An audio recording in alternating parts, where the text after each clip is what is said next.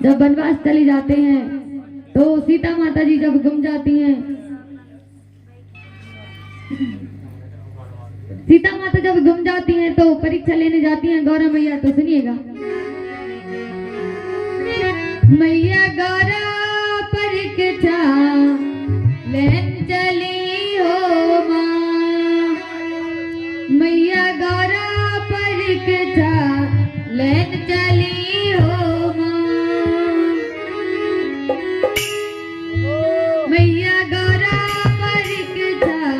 लेन चली हो माँ, मैया गौरा परीक्षा लेन चली हो माँ, मैया गौरा परीक्षा लेन चली हो माँ, मैया गौरा परीक्षा लेन चली हो माँ, मैया गौरा परीक्षा लेन चली हो माँ, मैया गौरा परीक्षा लेन चली हो माँ, मैया गौरा परीक्षा लेन चली हो माँ, मैया गौरा परीक्षा लेन चली हो माँ, मैया गौरा परीक्षा लेन चली हो माँ, मैया गौरा परीक्षा लेन चली हो माँ, मैया गौरा परीक्षा लेन चली हो माँ।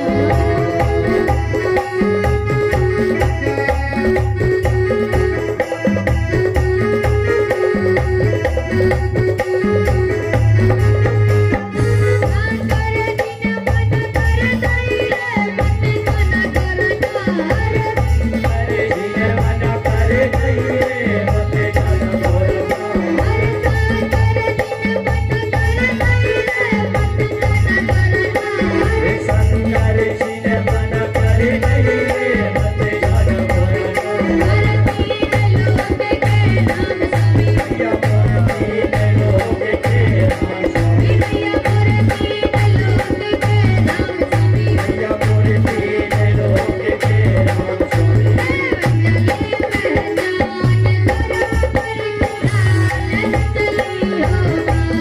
गौरा परीक्षा